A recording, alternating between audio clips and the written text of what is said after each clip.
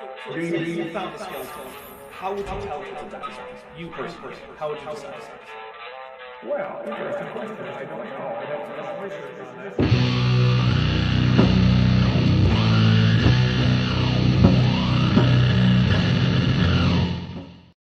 Hey everybody, welcome to Jackson with Jackson number, I don't know, 30? Yeah, 30. We're on 30, Jackson. Let's call it 30. I mean, I'm calling it 30 because I just looked and it's number 30. Unless I've just gotten the math wrong. Because, sometimes I do the math wrong. Like just earlier... That sounds like fake. Yesterday, I was trying to think about how to get Blender geometry nodes to spit out the absolute value of the reciprocal of the normalized derivative of a 3D curve, and I just couldn't do it. Everything I tried, it was just like, no, I'm not going to give you that data. I'm like, but it's got to be there somewhere in this math, because I have the normal data for and the tangent data for the curve. Can I just? I was like, no. Okay. I tried like grabbing the tangent data and like putting it through a vector math node to spit out distance, but then it was like distance from what? And I'm like, that's a good question. So yeah, I don't know. Yeah, apparently I suck at math, because anyone who's good at math would be able to get Blender to do that. As we all know. Is that how that works? Oh, the timer is up again. Yeah, well, you know what? That counts as Dapper is a professional, so we'll take a drink for that. While I try to get rid of this, what do you call it? Bitch timer. There we go. I'm just gonna remove the whole thing. So it can't go up again. Because we're not focusing on that. Sorry, so. Let's see. Savage Pre-Yiddish Cobra for $5 says AIG is phrased in polysemy, I'm not really sure, to a pernicious pack of protruding pickles prevailing position in proximity to pendulous plums. Nice. I'll take a drink for that. Okay, so we're not really here to talk about math. As fun as math can be, and as much as I suck at math, apparently. What? You're ridiculous. Look, it's very embarrassing to me that I have trouble trying to get the first derivative, because the rest of it's easy, right? Okay, normalize it. Sure, that's easy, right? It's actually, first I would take the absolute value, but take the absolute value, normalize that. That's all easy. The reciprocal, look, just divide 1 over the number, right? Like it's super easy. All of the rest is easy. I just couldn't get the first derivative to spit out, and it really bugged me. Most enough food is denser than air. Keller for $1.99 says, "Who needs math?" That tease. Exactly. All right. So, and of course, Fade to Grade just give a Dapper Dinosaur membership to Hollyhock. So thank you very much. We'll take a drink for that. We're here to talk about Charles Jackson. I've titled this one "The Adventures of Young Jackson" because in this one, Charles Jackson is like 20 years older than he is in now time. I'm sorry that I started that off awkwardly and I had to end that sentence awkwardly. That's just how it is sometimes. So, we do a drinking game here on the Tuesday. I mean, we usually do it on Saturdays too, but I don't always actually drink alcohol for that. But I'm pretty consistent on Tuesdays and I'm drinking some alcohol. Today, I have some black rum in some store brand caffeine-free cola because, quite frankly, it's work booze, and I don't splurge on work booze because I'm never going to get enough of it. It's going to matter for taxes. So instead, I'd rather just save my money. Yeah, but it's pretty good. It's fairly funky. Jackson, what are you drinking? I am drinking this aloe strawberry drink. Okay. Also good for your skin, I bet. Yes. Aloe. Not wearing other people's skin for that. No, yes. Don't do that. Don't know. I would never. No, I wouldn't do that. That's frowned on, Ed. Yes. So, we'll go over the drinking rules real quick, but before we do, I just want to make sure that everyone knows you are not obligated to play along with the drinking rules at all in any way, and if you do, you're also perfectly welcome to play along with something other than alcohol. You want to use a vape pen, you want to use juice, water, tea, coffee, soda, bites of chips, I don't care, whatever you want, right? Or just nothing, or whatever. But if you do play along and you use an intoxicating substance, please be careful. Know your limits. Pace yourself. If you find that you're taking too much, maybe cut back on how much you're taking in every time we do a drink trigger. And certainly do not then go out, operate heavy machinery, drive a car, fly a plane, text your ex. All bad ideas. And lastly, Jackson, myself, and the channel as a whole do not accept liability or responsibility for anything that you do as a result of you overindulging. This is a play at your own risk game, and if you decide to play, that means you have taken on the risk. So, be safe out there. With all of that being said, I do believe that we are ready to get into the actual rules. So, the first rule, of course, is that we'll take a drink anytime Charles Jackson, or Bad Jackson as we sometimes call him, says something that's just so stupid we need to cool our brains down. Unfortunately, I have a rather high tolerance for stupid as a result of running this channel for like 5 years. Which, geez, has it really been that long? And the answer is mostly yes. I think about that a lot, especially recently, where I'm like, Jesus Christ, I've been battling creationists for 8 years now. It's never going to end, Jackson. It's just permanent. I mean, we have to die one day, right? Maybe not you, because you've been around since the Jurassic. Right. But the thing is, do. even then, the fight will continue. It just won't be you doing the fighting. That is a term I'm willing to meet. Okay. Does a lawnmower count as heavy machinery? Asks Alex Markle. Yes. Whether riding or not, a lawnmower is not something you should operate while intoxicated. Yeah. Basically, if it could cause grievous bodily injury to anyone ever, you probably shouldn't do it while you're drinking. Or after drinking. Or any other intoxicating substances. I don't know what you guys get up to. We will also take a drink anytime Charles Jackson says something that is factually accurate and that he's not just quoting. So most of the things he's going to say are kind of stupid, but they're not that stupid. But we have a drink for either end of the spectrum, right? So unstupid that it's just true, and it's still his thought anyway. And so stupid that it is going to melt my brain, so we have to take a drink. We will also take a drink. If Charles Jackson, at any point, tells a joke that does not land, or tells a story that did not happen. Now, the stories, that's going to be a bit of a judgment call, right? It's going to sort of come down to, like, would this be at home on r/that happened? If the answer is yes, then we're going to take a drink. If the answer is no, then we probably won't. And so, yeah, it's a judgment call, right? Does this story seem plausible? Now, a lot of the stories creationists tell are not plausible. And, I mean, to be fair, part of that is a bit of a showmanship thing. Like, I mean, do you think every story told by a comedian is literally true the way they tell it? No, of course not. They embellish and, make up details to make it funnier. That's fine. But if it, like, the core thing is just like, this is not a conversation you ever had. And we're going to take a drink for it. Savage Pre-Yiddish Cover for $2 says, is mayonnaise a heavy machinery? Probably not. I don't think... Patrick. Mayonnaise is not a heavy machinery. Yeah, no, I don't think it's a machine at all, now that I think about it. It's from SpongeBob. But I'm still thinking about it. Oh. I mean, you're allowed to think about it. Yeah, exactly. Anyway, so we will take a drink for that. We will take a drink if Dr. Charles Jackson mentions that political group from Germany in like the 1930s and into the early 40s. We will take a drink for that. We will also take a drink if he confuses what we know about the specimen Lucy with what we know about, just any broader taxon to which she belongs, which is usually the species Australopithecus afarensis. Sometimes it's the genus Australopithecus. And while I've never seen it go to like hominini or hominidae or hominoidea or anything like that, I mean, look, if he's going to say, like, we don't have Lucy's hands, so we don't know what ape hands look like, I'll take a drink for it. We can only do one of those per stream. That's called ad hominid. We also have a drink trigger called Trojan Source. A Trojan Source is what happens when we find that the source the creationist in question is citing not only fails to support their contention, which is routine, but it actively argues against their position. That's a Trojan Source. Also, there are a number of ways you guys can get us to drink. We've already seen a few. If you super chat anything to the effect that AIG, that's Ancestors in Genesis, are a bag of dicks, we will take a drink. Now, you have to be a little bit clever. You can't just write that in English in the chat and then just go for it.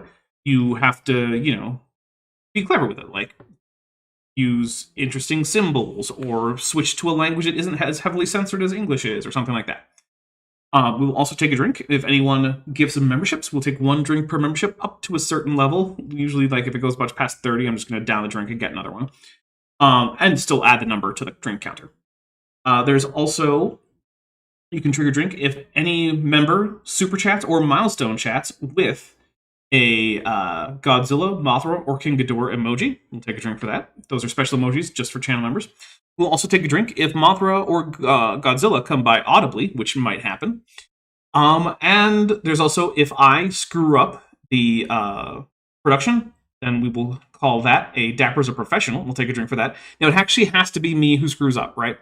If my computer just has a program crash, I didn't choose for that to happen. It wasn't a mistake by me. So that's not a Dapper as a professional. That's just Dapper needs a new computer or something. And I think that's... Oh, no, predictions. If we can predict what Charles Jackson is going to say where it's not very, very obvious, then we'll take a drink if we get it right. Jackson, have I missed any that you know of? You said the shampoo bottle one, right? Yeah, that's the story that didn't happen. Okay, all right. Then yeah, that sounds good to me. All right, well, here we go. We're going to get into it. And we got a couple things. Let's see. While I was describing, we had for $2... Ask the Reverse Lemonade Ryu says, AIG is a Word document of thorns. I'll take a drink for that. And of course, spelling thorn with a thorn, which is like extra points right there. Roasting of food is denser than air color for $4.99 says, definitely do not play lawn darts every time there's a drink trigger. Yeah, don't do that. That seems like a bad idea. Yeah. Do they even still sell lawn darts? Is that even a thing you can get anymore? I feel like those are illegal or something now. I mean, you could probably buy them through like Amazon or something. That's probably true. Yeah, you can get just about anything there. I remember the first Amazon day. One of the deals, it's because remember the first Prime Day. Sorry, the first Prime Day was like a bunch of nonsense. But one of the things I remember was that I could get a huge discount on a 50-gallon drum of personal lubricant. I was just like, okay, what is this? Bits of inanimate life. Someone's going to use that. Look, I'm sure there are certain movie production studios that would be very happy to get discounts on their 50-gallon drums of personal lubricant. I am not running one of those. Bits of inanimate life rage. There we go. For $2 says, is AIG heavy machinery? Yes. Yes, they are. And Regios just gifted 10 Dapper Dinosaur memberships. They went to Cindy Bidwell Glaze, Pelagic Thought, Caden Slinker KPG Survivor, Drewski, Carver Maybe, Lady Moonwed, Robert Carter, Alexander Dankert, Tyler West, and Liz D. Thank you so much, Regios. I really do appreciate that. It really does help the channel a lot. So we will take 10 drinks. 1, 2, 3, 4, 5, 6, 7, 8, 9, and 10. And here we go. And here's where Afarensis and Africanus fit in. Yes, we were being told about how apparently the more we learn about human evolution, the less we know about human evolution somehow, because that's a thing that Charles Jackson seems to think is a plausible thing to say. They are sister species, according to this researcher Berger. Neither of them are our ancestor. As far as I'm concerned, certainly Lucy's having terrific problems. We were talking about that. And if they're sister species and one's not, then there's a very good chance the other one isn't either. They're definitely not our ancestors. That is true. But yeah. I don't think anyone's saying they are. Yeah, so Charles Jackson, along with a lot of creationists, has this idea that in order to actually be a transitional species, it actually has to be on the direct line leading to the modern species that it's transitional to, right? So I think it might be worthwhile to actually talk about what do we mean by transitional species? Because in one sense, we can say everything's transitional. Everything's transitioning between how it was before and how it will be in the future, assuming it doesn't go extinct at time interval. And while there is some ways in which that is true, and it's interesting to think about because evolution is happening to all organisms all the time, including humans. I guess not so much Ceratosaurus since I'm the only one, and I don't really think I can evolve anymore. So all you reach max level. Yeah, basically all species that still have, like a reproducing population. Last of your kind, you're probably not going to do any more evolving. Sorry. So if we think about it that way, then yeah, sure, everything's transitional. But that's not really what we mean, right? Like if I say Triceratops horridus is transitional, is it though? In one sense, yes, but in most senses, no, not really. So when we look at a transition, what we do is we pick two different organisms, usually. We pick a later organism and an earlier organism that is thought to be in an ancestral group to the later organism, right? So for the tetrapod to, or the quote, fish to tetrapod transition, right? We look at, say, like an early stegocephalian fish, right? Like some kind of Eusthenopteron, but maybe a little bit earlier type fish, right? And then we look at early crown tetrapods, right? So maybe something like Eriops is a rather basal crown, well, it's a synapsid, but it's still a relatively basal crown tetrapod, right? We say, okay, what are the derived features that unite tetrapods, which is what we're interested in, right? What are the synapomorphies of tetrapods? And what are the plesiomorphies that they share with, say, Eusthenopteron? That's going to be our early organism. Okay. And then what various apomorphies of Eusthenopteron are missing in tetrapods, which there's going to be some of, right? Roasting of food is denser than air. Color for 499 says, can someone go over why it's not impossible to hear a scientist say species based on fossils is a direct ancestor to an extant species? Yes, we are going to get into that. I promise. Okay, so if you want to find something that's transitional, we want it to have more of the basal features than a tetrapod does. So maybe some of those apomorphies that most stegocephalian fish have, but that are not present in tetrapods. We also want it to have a bunch of the plesiomorphies that are basically all the plesiomorphies from a tetrapod that are also present in the earlier organism, like a Eusthenopteron type fish. And then we want it to have some of the synapomorphies of tetrapods, but not all of them. And when we get an organism that has all of these features, we say it's transitional, right? It has some of the derived features expected of the later organism, but not all of them. And it has some of the basal features of the earlier organism, but not all of them either, right? It's not just we kind of eyeball it and we're like, this looks kind of like it's halfway between, so we'll just go for it, right?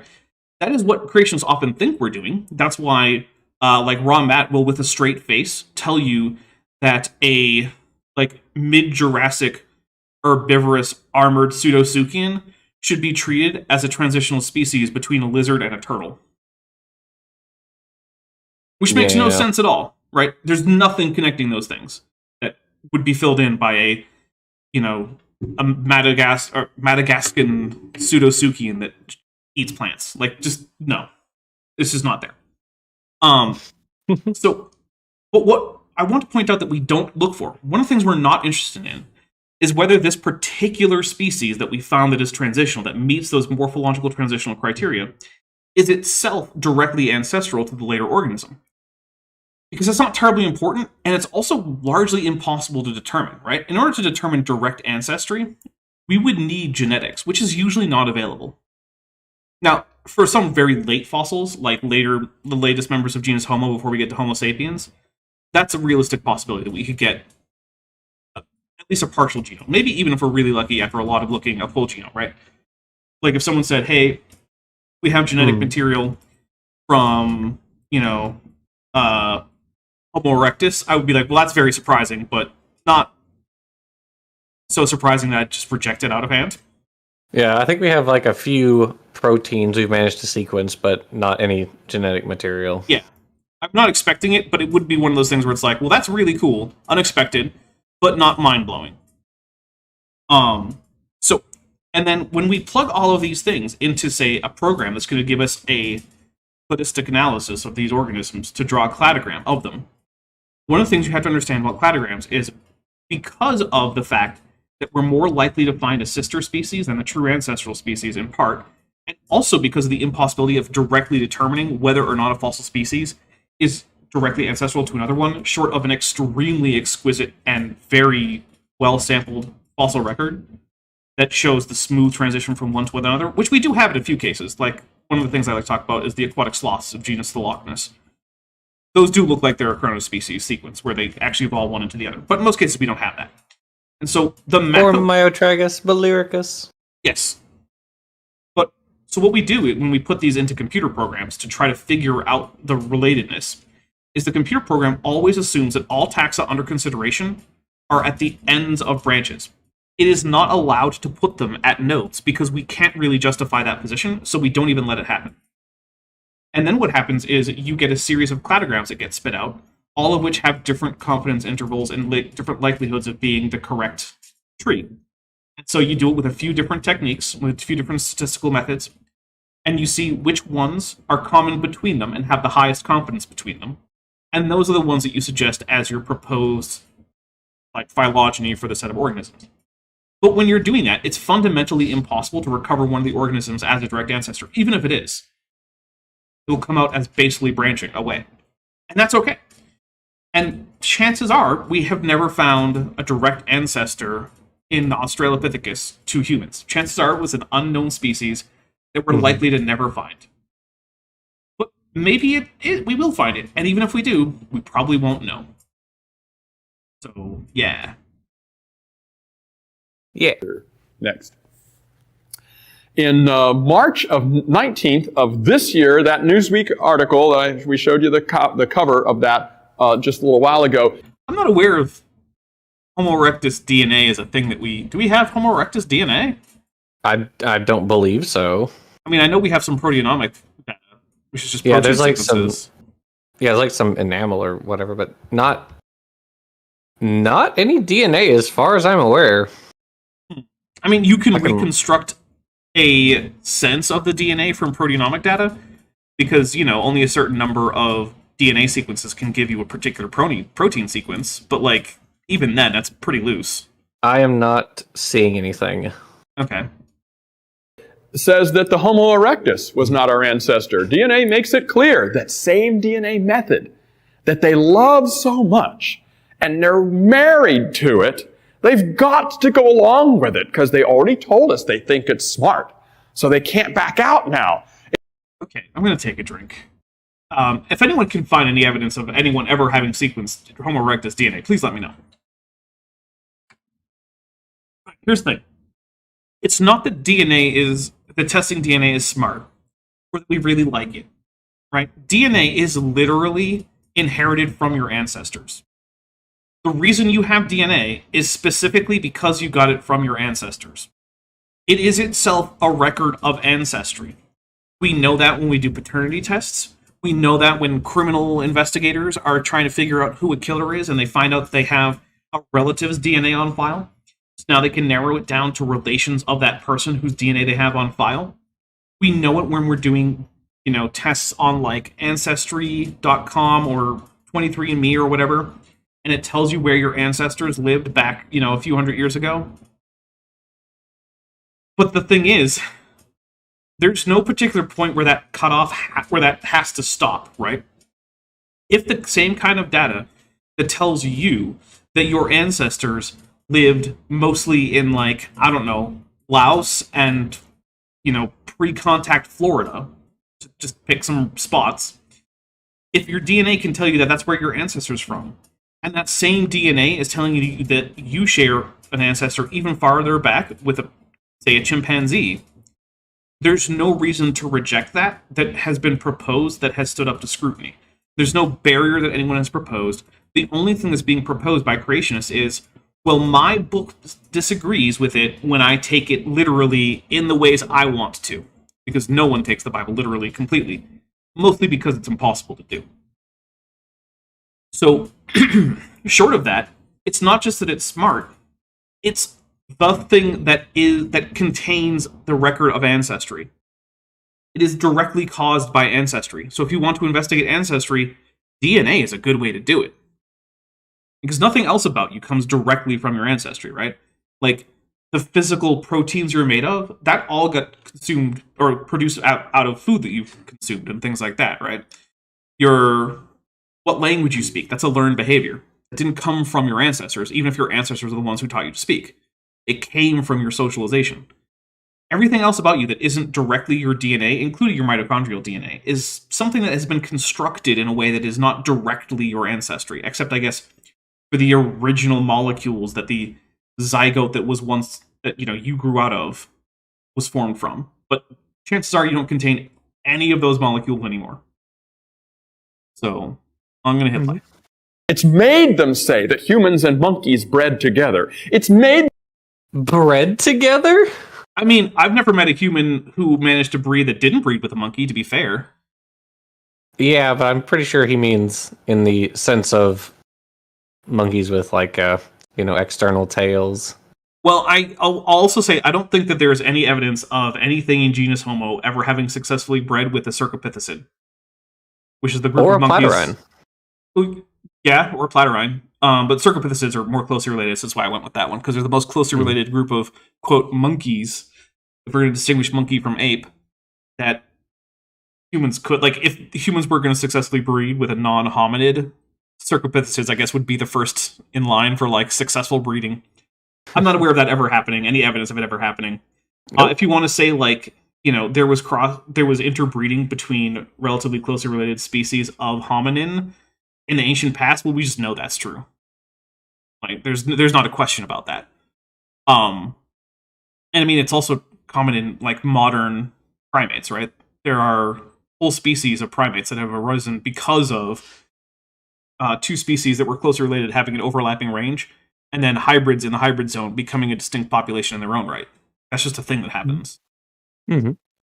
Them say that maybe hybridization is the way evolution worked, and now it's making them say that hybridization is a thing that allows new DNA, new sequences, to get into a population.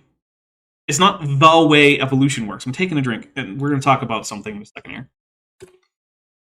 So something that I see all the time, and Jackson, maybe you can see you've had a similar experience, is that creationists will take a particular aspect of evolution, a particular mechanism of evolution, say, and then they will point out that it does not, on its own, allow for all of evolution to occur, right? So they'll say, oh, natural selection, right?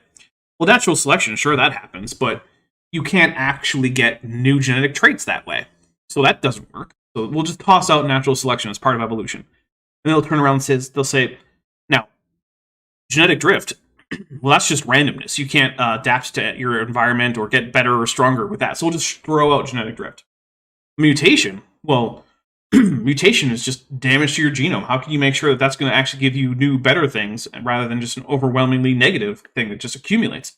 So now we throw that out. And see, we've just thrown out all these major aspects of evolution. But the missing part is that those are all things that happen simultaneously in populations.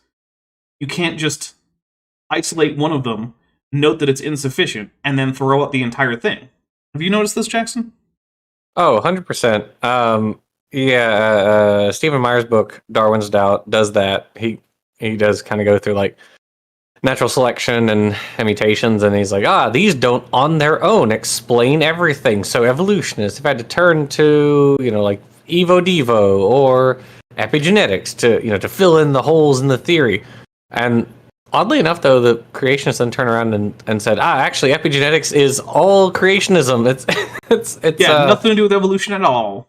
Yep. So no, that doesn't work either. Yeah, it's bananas. Yeah. And like epigenetics, I think, is almost interpreted even worse than like natural selection is.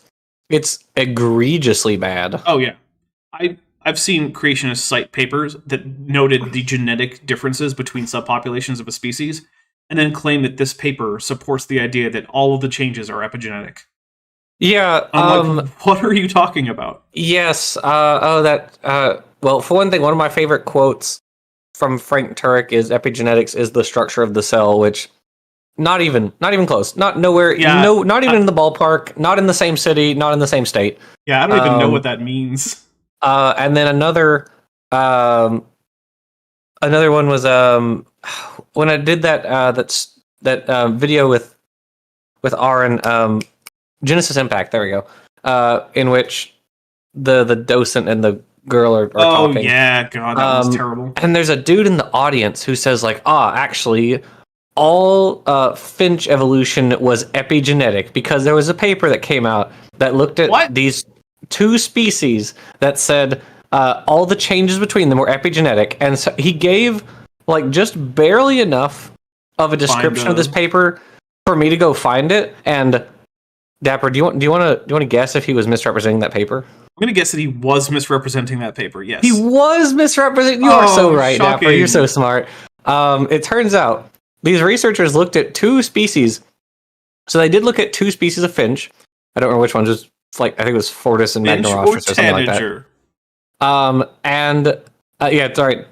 Two species of Galapagos tanager, and they concluded that one of the that there was not any significant amount of difference between two of the populations within the one species. So no on one of them, and then the other one did actually have some there were some epigenetic differences between the two populations, but they were very minor. And it was funny to me that, like, of the two species, only 50% of them had actual significant genetic differences or epigenetic differences between them. Yeah. So I compare this tactic to someone who decides that making a cake is impossible. Because I don't care how much flour you put into a pan and shove in the oven, it's never going to come out as a cake. And that's also true for water. And it's also true for salt and sugar and eggs and butter. It's like, yeah, it is true that if you just shove each of those into an oven on their own, you won't get out a cake. The key is that they all have to work together, and then you can make a cake. Right. And, like, yeah, there's important stuff that happens when they all work at the same time in the same mixture. And so, yeah, this idea that, natural, or in this case, I guess it was natural selection, whatever, is insufficient. It's like, yeah, okay, that's great. Right. Who cares? All right, here we go. Homo erectus was almost certainly a dead end and not, as some scientists had argued, our ancestor. Homo erectus That's not true. That's just factually inaccurate because Homo erectus was actually like directly ancestral, or some populations of Homo erectus were directly ancestral to the line that led to Neanderthals, Denisovans, and humans. Yeah, and we have really good reason to think that in terms of like the morphology, proteomics, things like that. Like, but the thing is that, like all things in science, that fact has been contentious in the past. And basically, what Charles Jackson is doing is saying, hey, did you know that there is not currently, at the time that I'm giving this talk, 100% consensus in paleoanthropology about Homo erectus? And it's like, yeah, that's not surprising. That's just science. And that fact does not negate that Homo erectus is a transitional fossil, nor does it actually discount the possibility that it actually is ancestral to Homo sapiens, that we just didn't have enough evidence to say so at the time.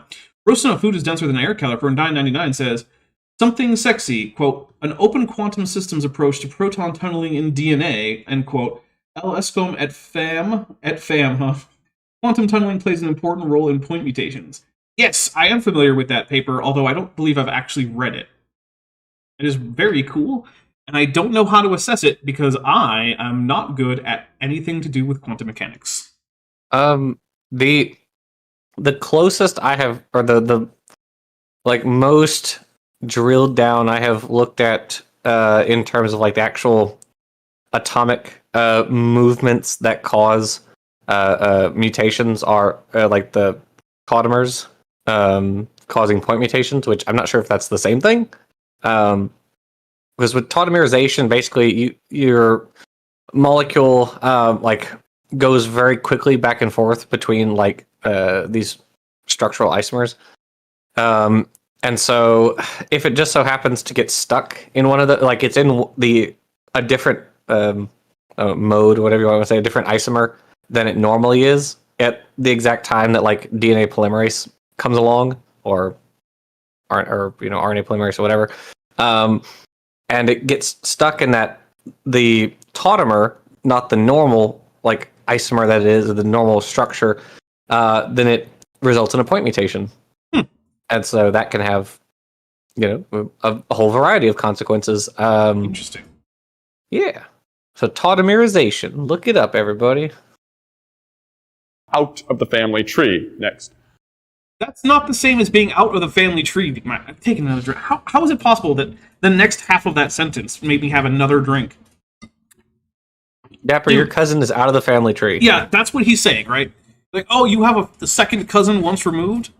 Out of the family tree. It's like, no, they're in the family tree because they're a second cousin once removed. That's what that means. We share a common ancestor, but they are not directly ancestral to me, unless this is Alabama. Or, well, some areas in Turkey, too. But, And here's that family tree. We were talking about Homo erectus fades from the family tree because of DNA evidence. And I showed you this. No! You already have a tree there where it's not ancestral to Homo sapiens. Or Homo neanderthalensis, right? It's off on a side branch, which is what you're claiming it is, even though I would contest that it probably is actually where the node should go. But I can't Take another drink. I can't see. I'm willing to. I wonder if when he's saying Homo erectus, he's saying sensu stricto, not sensu lato. That could be. In which case, like, it sort of depends, because some people, for those who aren't aware, Homo erectus occupied a very large amount of time and a lot of geography. Yes. And so because of that, there's a large amount of variation within Homo erectus sensu lato, which means in the broad sense. So some researchers opt to split erectus into 2 or more different species. So like Homo georgicus. Actually, I think I see H. ergaster up there. Yeah. Yeah, Homo ergaster is the African erectus, which is what is considered directly ancestral to the line leading to humans, Neanderthals, and Denisovans. If by Homo erectus he means sensu stricto, then like we're talking like Chinese Homo erectus, basically. Right. Because, like Homo gautengensis or whatever. Yeah. As to Reverse Lamed Ryu for $2 says, Almighty Darwin, this is exceptionally dumb today. Yes, it is. And Cat T, who's been a member for 5 months, says AIG are a bag of erectuses with an AIG is a bag of dicks emoji. So we'll take a drink for that. Thank you very much. Here we go. Yesterday, I'll run through it real quick with you. But all these other things in the family tree are falling out of the family tree too. Okay, off topic. Why is there in Alaska? What? Why is there in Alaska? You're right. There is. Is that? Oh my gosh. Just in the...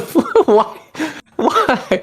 Wait, is that supposed to be like, that's where like Homo sapiens entered North America? Is that what that's supposed to be? Or maybe. All I know is there's an Alaska, and it's weird to me that there's just a Alaska. random Alaska. Yeah. Notice the little white squares are where they actually have fossil evidence. The dotted lines are their imaginations of how evolution might have proceeded from one of these to the other. Notice that Homo habilis in the middle there has... Just drink for just not understanding what a cladogram is at the most basic levels. Hey guys, have you guys known or heard that cladograms are all hypotheses in themselves? Whoa! Yeah. Dapper, are you serious? I am. And that short of actually watching the reproductive events leading to, cladogenesis, they're always going to be hypotheses, whether evolution is true or not. Yeah. So pointing out in a snarky tone that a hypothesis is a hypothesis because it literally physically couldn't be anything else, not really a great argument. Just going to put that out there. Also, Dapper, I just had a thought. Isn't for Bad Jackson here, isn't Homo erectus in the humankind? Yeah, that's a good question. I don't actually know. Because it is for AIG, I'm pretty sure. Well, the thing is, different creationists will go back and forth on Homo erectus. In fact, sometimes the same creationist will give different answers on different days as to whether or not Homo erectus is a human or not. Right. In fact, I think it was Gish. It was Gish, yeah. Who famously would be shown skulls of Homo erectus in different debates and would give inconsistent answers as to whether it was an ape or a human. Which to me says it's a perfect transitional, because the guy who doesn't even think that transitionals exist can't figure out if it's a human or just an ape. Which just an ape isn't a sensical thing to say, but you know what he means when he says it. Right. Also, I hate the how insulting to an entire group of animals who I happen to think are pretty cool. I hate that. And it's not even just with hominins, right? You'll hear creationists say, well, that's just a bacterium. Like, what does that mean? Just a bacterium. Cyanobacteria are pretty darn awesome. Lots of bacteria are pretty darn awesome. I would say most of them are. In isolation, and when they're not currently ravaging a part of my body, but, Exactly. Has a little line leading to a dead end of it, and it's never connected to any of the dotted lines leading to us in the upper right-hand corner, Homo sapiens. Notice that Lucy in the lower middle, the Australopithecus afarensis, again, has all these dotted lines running all over. We do have the fossils. I think she was a chimp. Okay, that's just dumb. I'm just going to take a drink. Lucy was absolutely not a chimpanzee.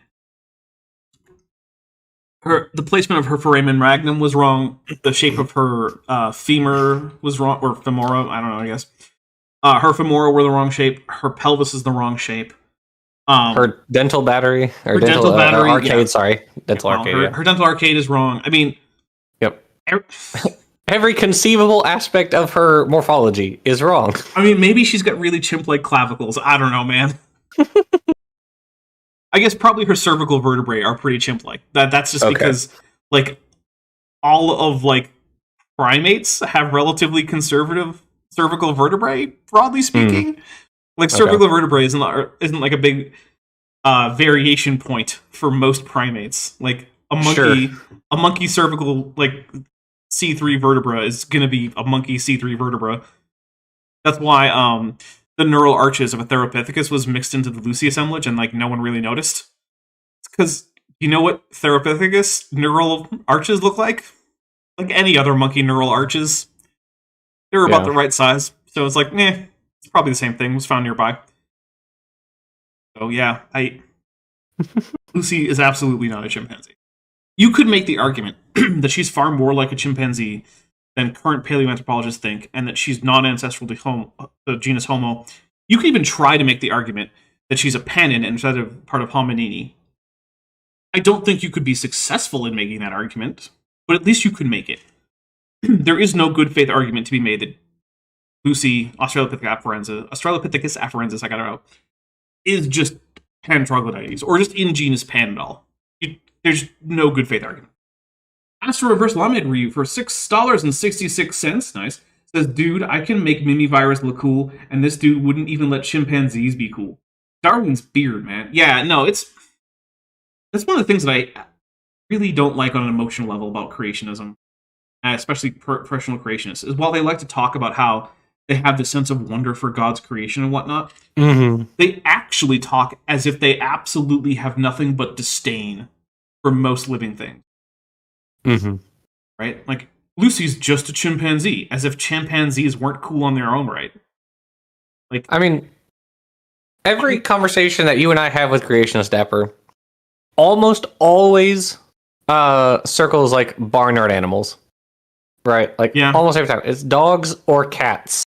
Maybe bugs get thrown in the mix sometimes, and like only very superficially. It's a fly. It's a fruit fly. You know? But yeah, there's no sense of biodiversity among creationists at all. Not even slightly. So, yeah, baloney. Also, that reminds me, I finally watched Mimic for the first time this past week. And I was disappointed that the juvenile Judas strain insects had wings, despite the fact that in insects with wings, they only emerge on the final molt. And so I was like, you guys have fundamentally misunderstood the life history of insects, and you are now bad for this reason. So, there you go. There's my hot take on the movie Mimic, a 1990s horror movie about bugs. They've misunderstood bug ontogeny. How dare they? They suck now. Gandry's Deeply Personal Hands, who's been a member for 5 months, and is at the TikTok level, says, AIG are a carrier of Richards. Oh, nice. I've actually been informed recently that a bunch of Richard Carrier's fans, contrary to his position, are also Paul mythicists, which is just a wild position to take. Yeah. I mean, at some point, they're just going to be like, I can't empirically verify that anyone historically exists, therefore no one existed. I mean, yeah, basically. They'll become like the flat earthers, you know. I can't directly see that the earth is curved. Yeah, therefore, I don't trust anything. I mean, honestly, to some extent, there's a lot of overlap in the types of arguments that are made by mythicists and the types of arguments that are made by flat earthers. Sure. You can't trust consensus of scholars. Yeah. That's a really big one. Like, what are they hiding? They're all just secret closet Christians. That's a big thing. Someone better tell Bart Ehrman. Yeah. Yeah. Hey, Bart. It seems like you in fact do accept the Lord Jesus Christ as your Savior. You say you're not a Christian, yet curiously you acknowledge that Jesus existed. How dare you? Roasting a food is denser than air color for $4.99 says, why hate on bacteria or call them one kind? Symbiogenesis is why we're all here. Trace that with the tree of life. Agreed. Fade to great, our worldview, comrade. Oh, I remember that one. Who's been a member for 23 months. That was from our conversation, Jackson. But our worldview, comrade? Oh. Yeah. Oh, my God. Actually, you know, right after I said that, Camilla sent me a A text, she was like, "You're ridiculous." Our worldview comrade. Yeah, I do remember saying that. So Fade to Gray, our worldview comrade, who's been a member for 23 months. My goodness, thank you so much. And it's at the amniote level says, "I'm Mother Russia. Rick is bag of ages." We'll take a drink for that. Thank you very much. I forgot that I said it. It was just off the cuff when we were having that conversation. Well, we'd already stipulated to a whole bunch of his worldview just to get rid of the stupid presuppositional stuff. I hate it. Like, yeah, presuppositionalism, it really is the scourge of theology. I can't imagine that anyone, like, views presuppositionalism with anything but disdain, because so often, like, no science, no history, no knowledge of biblical, text or whatever. It's just, how do you know? Just that over and over again. There's no. It just kind of comes down to, I'm right because I declared myself right at the outset. So I was like, okay, great. I just don't care. All right, here we go. Fossils lead to the Africanus, but none of those dotted lines connect to a line that leads to us. That just shows she's not our ancestor. I actually don't know what's going on with that tree where there's no line there. I can't read anything on it. Yeah, it's really hard, but like there's a dotted line that comes up from I think it's from that goes out from Australopithecus afarensis leading to what I think are like the robust Australopithecines, but I don't think is supported by the evidence that Australopithecus afarensis is directly ancestral to the robust no, because Africanus is is like sister to the robust. But then there's another line that goes up that doesn't lead to anything in particular, and then there's another line leading to I don't even know what that skull is. Is that Kenyanthropus over there? Maybe. I can't tell. I really can't see it. What it says. Honestly, I know it's way too early for it, but it kind of looks like a cladogram if you asked like an AI to generate a cladogram. Where it's like it kind of looks like one, but like you look closer and you're like, what is happening? The fingers are off. Yeah. The fingers are just, or like the background items in the room aren't actual just items. They just give the vague impression of items that are in the background of a shot. Yeah, okay, that's fair. Which is always unsettling when it's like none of the background objects are actually identifiable. They just give you the vague impression that you're in like a kitchen or something. It's like, what is that? It's not a blender or a bread mixer. It's like a microwave melting into the refrigerator. Yeah. So they can't even imagine. DNA knocks out the Homo erectus. Let's see how some of these other ones are knocked out of the running for being the missing link ancestor. If he says we have DNA for Australopiths, I don't know what I'll do. Yeah. Also, I love how he's just doubling down on the conflation of ancestral to Homo sapiens with transitional, which are not the same thing. They're not. Anatomy, either being more chimp-like or ape-like, knocks out Sahelanthropus chadensis, Australopithecus... Wait, hold on a second. Wait. Wait, am I looking at this backwards? No. Did he take out... I'm confused. What is this? What is the bar there? Is the time is getting closer to the present going up? Yes. Or going... Okay. And he took away Sahelanthropus near the top. Yeah, he definitely did not take out Sahelanthropus chadensis, which I don't even think is on this because we have Kenyanthropus... I think that's it at the very bottom of the page. No, that's Kenyanthropus because the first letter is definitely a K. At the bottom of the page, really? Yeah, that's a K. But wait, well, hold on. Wait, what? Because Sahelanthropus lived like 7 million years ago. And he took it away from the top of the page. We'll take a drink for that. Also, what the heck? I gotta point out that taking out one of the earliest hominins from being transitional to Homo sapiens because it's basal is really kind of stupid because that's the whole point of being one of the earliest hominins that we know of, is that you're going to be very, very basal. Like, one of the predictions of evolution is that the farther back in time you go, the more similar members of modern groups will look to members of related modern groups, right? That's why it's basically impossible to tell the earliest horse, tapir, and rhino apart. If you look at their skeletons, they look virtually identical. Similarly, things like Kenyanthropus or Sahelanthropus would have looked almost indistinguishable from any other Miocene ape. Because that's basically what they were. Wait a second. Hold on. Wait, no. Wait. Hold on. Am I crazy? You might be. No, Kenyanthropus lived like 3.3 to 3.2 million years ago. Well, I mean, I don't see a scale. That's legible. That's fair, but because like Also, this is from, like, 20 Sahelanthropus, years ago. Auroran, and Ardipithecus were like most or are most based. I don't know if all those were discovered this time, but like this is bananas. This is just like absolutely bonkers. Mhm.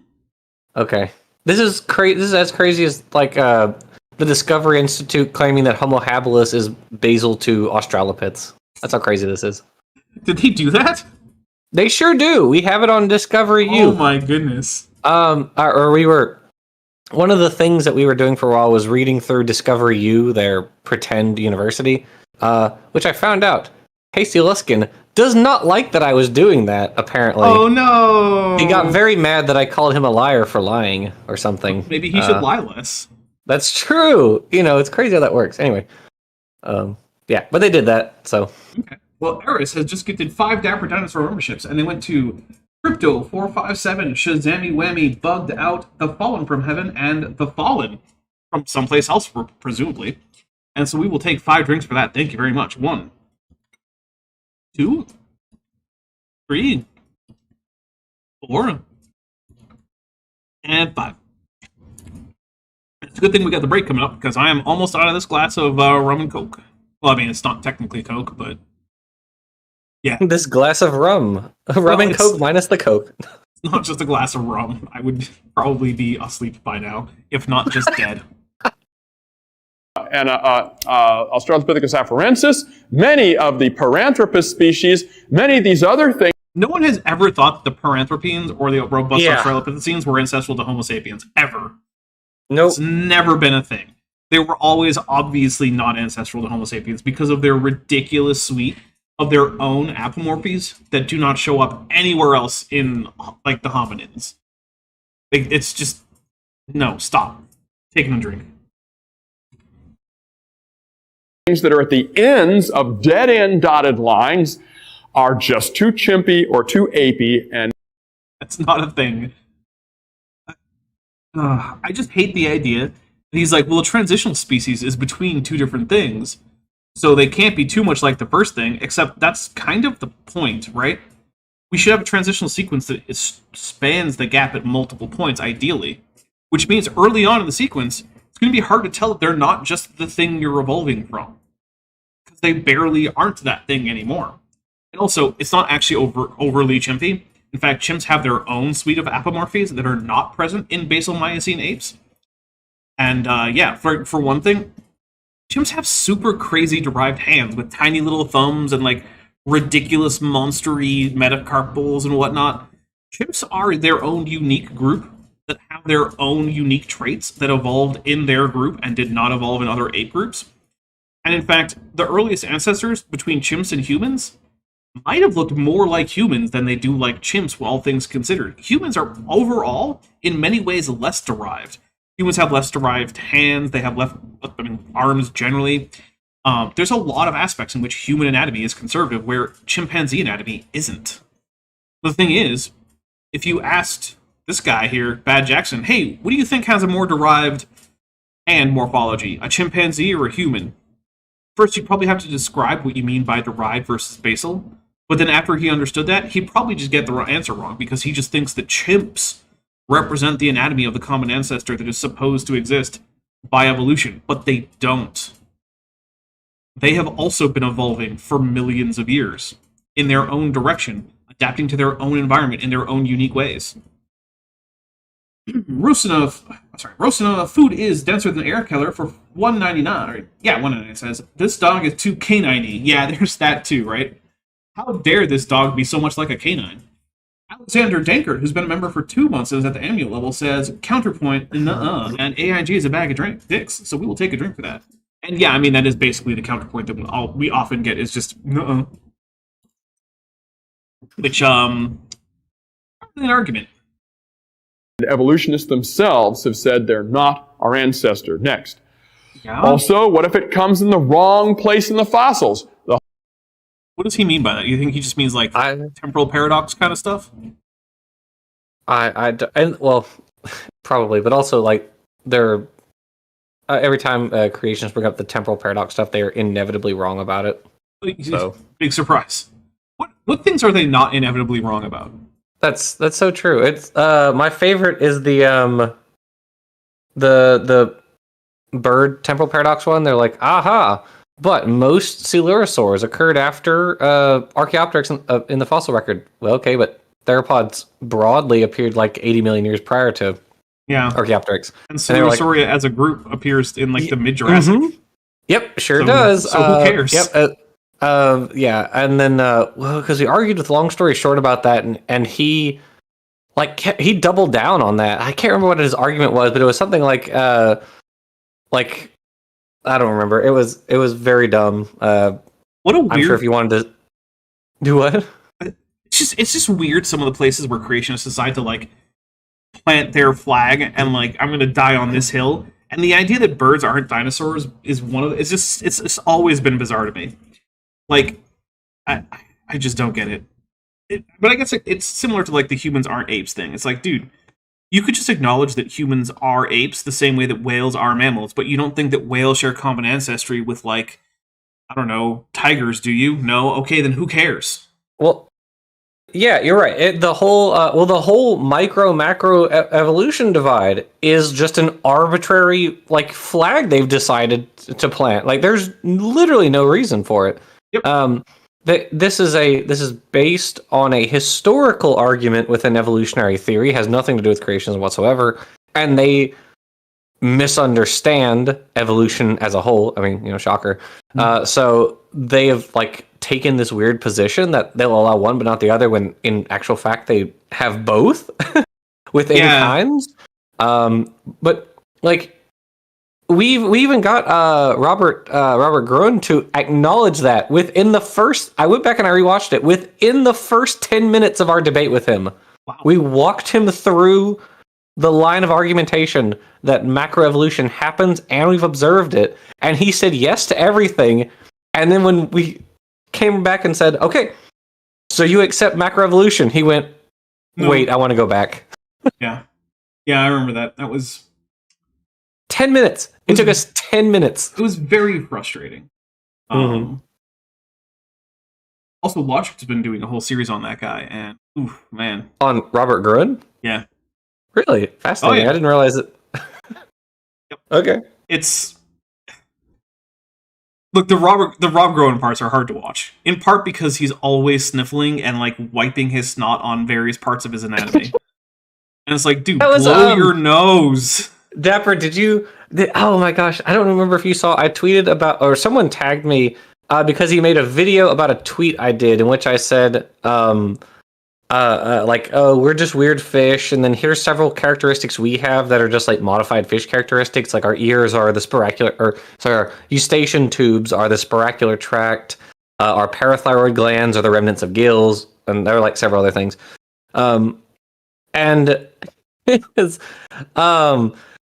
And he literally made a video in which like the first words of the video were, Jackson said we're weird fish, and I didn't read the rest. Oh my goodness. All right, well, here's what we're going to do, guys. We're going to take a quick break. I'm going to get myself a brand new beverage. You guys can feel free to take some time to, grab a snack, use the bathroom, whatever you need to do. We will be right back, me with a fresh drink, presumably Jackson with a fresh drink, and ready to close out the last half of the show. So in the meantime, though, please enjoy the musical stylings of one Beethoven, no relation.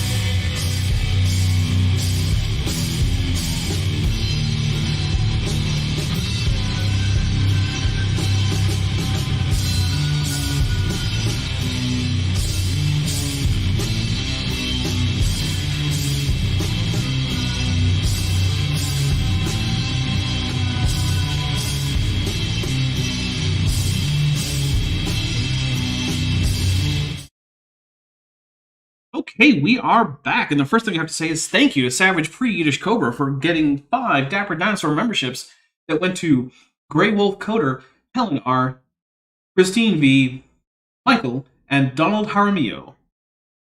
So thank you very much for that. We'll take 5 drinks. 1, 2, 3, 4, and 5. I might not have sufficiently stirred that rum and coke. Okay. So before we get right back into it, I want to say first, thank you to everyone who is supporting, whether it be through super chatting, gifting memberships, anything like that. If you are currently someone who really likes the channel and you want to help support, there are a number of great ways that we have, because this channel is almost entirely supported directly by fans. Very little of the money that comes into this channel comes in from like advertising. Very little. So if you would like to help out financially, there are some great ways to do it. One of the best ways, for me at least, in terms of, you know, keeping the money that you're donating, is PayPal. There's a PayPal linked for both me and for Benthoven down in the description. On at least my PayPal, it starts at $1 a month. It can go all the way up to $100. You can get a 15% discount for going annual. There's also the memberships. There's a join button right below this that will give you access to having your name in green, unless you're a moderator, in which case your name will stay in blue. But also getting the cool little symbol next to your name, like the cute little green tetrapod, or the top hat, or the golden top hat, various things like that. Both of those also give you access to the super secret Discord server that's only for super secret supporters, which is something I talk about in every stream, so it's not terribly secret, but it is exclusive. So, you know, you can still get into it. There's also early access. I actually counted today. As of today, I believe there are 25 videos that are in early access that you could watch if you were a channel member or a patron. Just right now, 25 Dapper Dinosaur videos, totaling up to probably over 20 hours of content. You could spend the next, like, almost entire day just watching Dapper Dinosaur content that is not publicly available right now. And that's one of the reasons that I push so hard to get stuff out to early access, because I really want to make this a good value proposition, right? If you're giving me $1, you're going to get your money's worth. Heck, in terms of, like, expenditure to time enjoyed, that's better than most video games I've ever played. So, yeah. So there's those. There's also a wish list that's linked in the description. There's one for me and one for Benthoven. Basically, if you want to give me a gift, there are some great gift options there. You don't need to have an address or anything. You can just buy it from Amazon and have it shipped straight to me. There's all sorts of stuff. There's like drink mixers, which I can use, you know, on the show. There's books. There's snacks, stuff like that. So there's that. There's also the merch store right below this video. You will see a merch tray full of different items that you can purchase. If none of those catch your fancy, but you're still interested in some merch, please click on some of them, because it will bring you to the merch store, which has more stuff than I can put on a merch shelf. So check that out. Like, for instance, I don't think I have like the phone cases on the merch shelf. You could still go to the store and get the merch of, you know, the phone case or whatever, or a pillow or a blanket or whatever.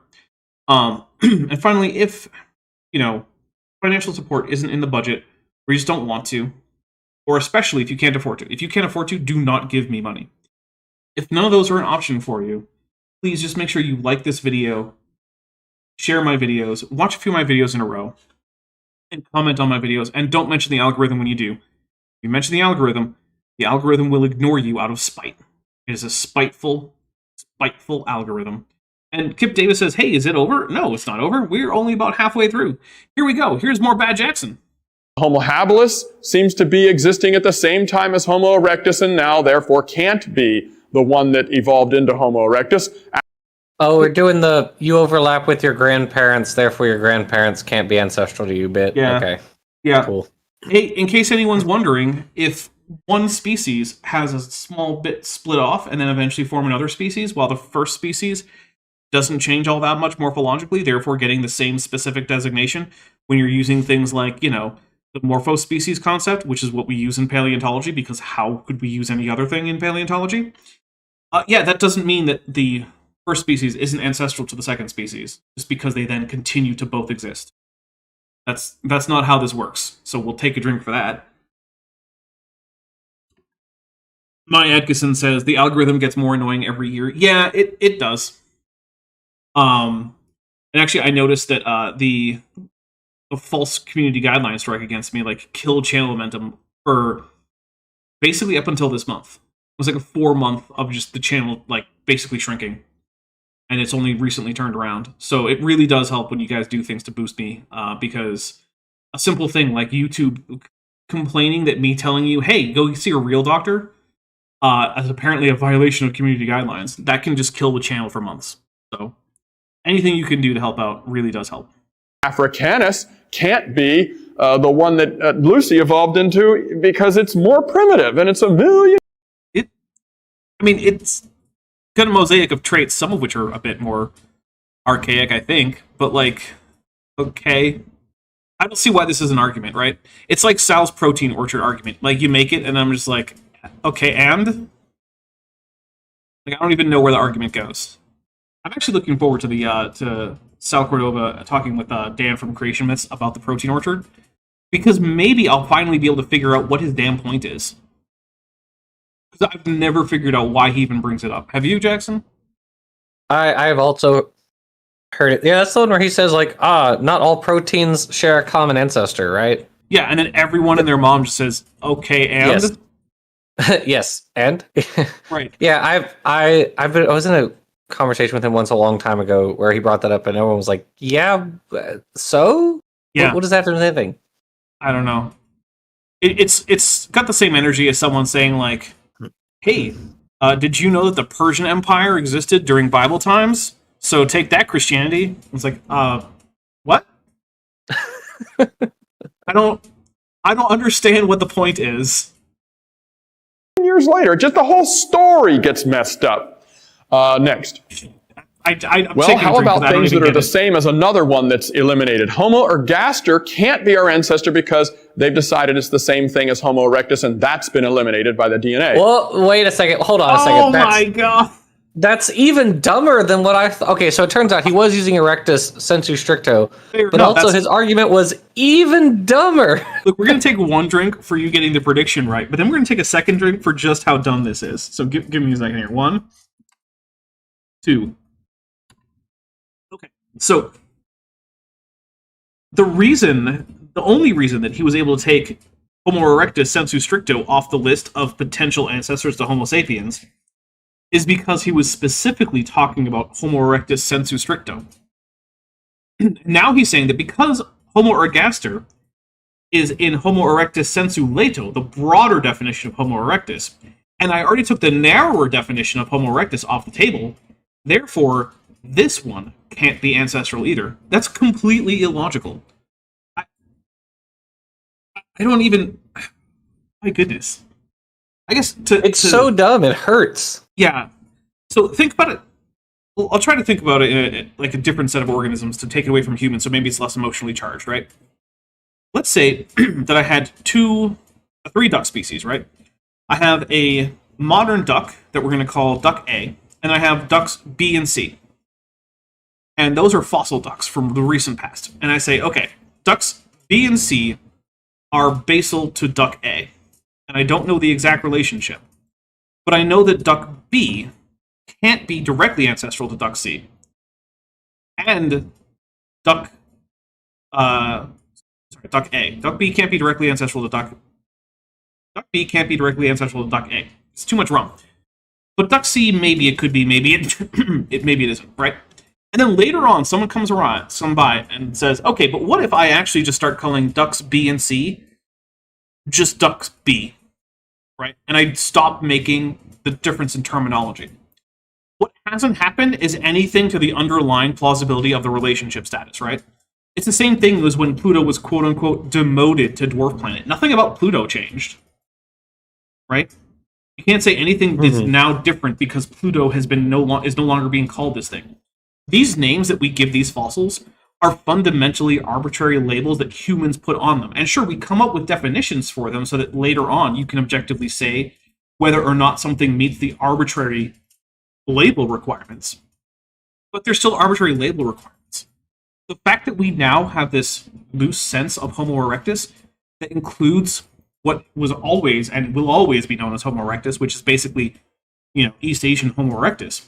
And we also have other groups like Homo ergaster, which are subsumed under this broad sense, in no way removes the narrow Homo ergaster from contention as an ancestor to humans. It just doesn't even logically follow.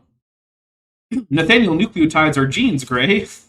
For $5 says, duh, one ancestor for everything means that the ancestor had one protein for everything. I mean, I assume that that's somewhere where the argument is, but that's so dumb that I don't believe that Sal actually has that as his position. Like, Sal strikes me as not dumb enough to believe that. And maybe I'm wrong. Maybe Sal is just a lot dumber than I thought. I mean, it's possible, right? I just don't currently think that that's the case. I think there must be something else that he's trying to argue somehow, and he's just not expressing it well. Or maybe that's just wishful thinking. Maybe I just hope that Sal isn't that dumb. Because I don't dislike Sal overall. I mean, I dislike a lot of his recent behavior. But, like, overall, he does not strike me as a dumb guy. And he strikes me as someone who can at least be cordial when he chooses to be. He's been choosing to do that less often lately, but still. Aurorantuganensis, Ardipithecus ramidus, and Ardipithecus cadava can't be our ancestor because they're supposed to be the same genus as Sahelanthropus chilensis. What? What? How does that what? First of Who? all, According to who? I've never heard that. I've never heard that either, but even if it's true, then what? Like, why would you go out of your way to make a genus paraphyletic? Is what that seems to be doing. And also, I mean, even if you did, that doesn't change anything about them being potential ancestors. Right, exactly. What the is like, this argument is, if we call Sahelanthropus if we call Auroran Sahelanthropus, then suddenly it's not ancestral to Homo sapiens? What? Would it become ancestral if we change it to an even different, better, more awesomer name? With even more zing and more pep? Would that make it ancestral? What is the argument here? I'm taking a drink. It can't be ancestral because we might want to change its name later. It's an amazing... Like, didn't Romeo and Juliet already address this whole argument? With Juliet on her balcony saying, "Wherefore art thou, Romeo? A rose by any other name would smell as sweet." I feel like Shakespeare could figure out why this is wrong, and he was living centuries ago. He'd never heard of evolution, and even he could tell you this is dumb. That's not how language works. Oh my goodness. Look, if I can refute your creationist argument by quoting Shakespeare, you probably have a bad argument. Just gonna put it out there. So that can't be our ancestor. Well, next, how about ones that are actually humans? What does that even mean, man? Human is so hard to define. Not sure about the Hobbit fossil. Some people think it's a human. We know Homo floresiensis. Look, it's not a huge deal, but like, just as a matter of professionalism, if you're going to give something a nickname, that's fine, right? But you need to at least give the actual name of a thing. Because for one thing, they're not actually Tolkien characters. no Neanderthals were actually people. The new name is Homo sapiens neanderthalensis. Wait.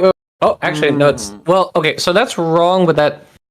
I'm pretty sure that would have been wrong even when this video was made. Yep. By the time he gave this, the genomic stuff had already... Because this is only about 20 years old. Yeah.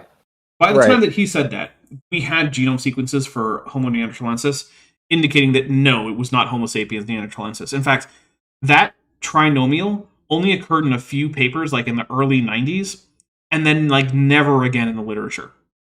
It was a fringe hypothesis when it was proposed, and when the genetics data started coming in, it was completely blown out of the water. So I'm taking a drink. That is not the new name. That was a proposed subspecific designation that was mostly laughed out of the courtroom of, you know, the scientific literature, which is in a courtroom, almost immediately. That was never the consensus, and it certainly isn't the new thing in like the early 2000s. And we are Homo sapiens sapiens. So that's not Actually, at this point, I don't know that anyone is using Homo sapiens sapiens because it only makes sense to have a subspecific designation if you have other subspecies. But I'm not aware of any other named subspecies of Homo sapiens. So, Yeah. we're just Homo sapiens. So, yeah. knocked out. Also, Cro-Magnon isn't even on the chart, and neither is Homo rudolfensis. I mean, I don't know why okay. Homo rudolfensis isn't, but Cro-Magnon is just modern humans. Yeah, it's Cro-Magnon is like the most arbitrary designation for humans. It's so ridiculous. It's only like humans in Eurasia from 60,000 to 10,000 or to 12,000 years ago. It's like it's so ridiculously arbitrary. Yeah. And you know what the like easily detectable morphological difference is between like current day living humans and Cro-Magnon in the same region? It's basically none. There just really isn't any.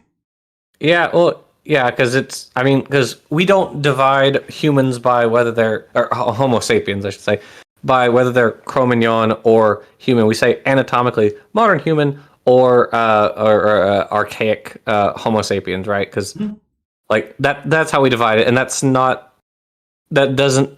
equal to Cro-Magnon versus not Cro-Magnon. So no, just no, all around no. It was never a good designation at all. I'm not sure why they didn't put Homo rudolfensis. Same. Kenyanthropus rudolfensis is there. I know that. Is there a Kenyanthropus rudolfensis? I thought there was only one species and it was Platyops. Yeah, Kenyanthropus platyops. I've never heard of. Fascinating. It says if you look up Kenyanthropus rudolfensis, it corrects to Homo rudolfensis. I've never heard it referred to as, and I don't know. Nothing I'm saying. Okay, well.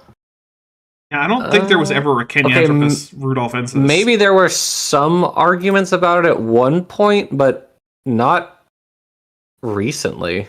I don't know. I've only seen like one single source that says Kenyanthropus rudolfensis from Columbia University, and I can't even access the article. It says the page does not exist.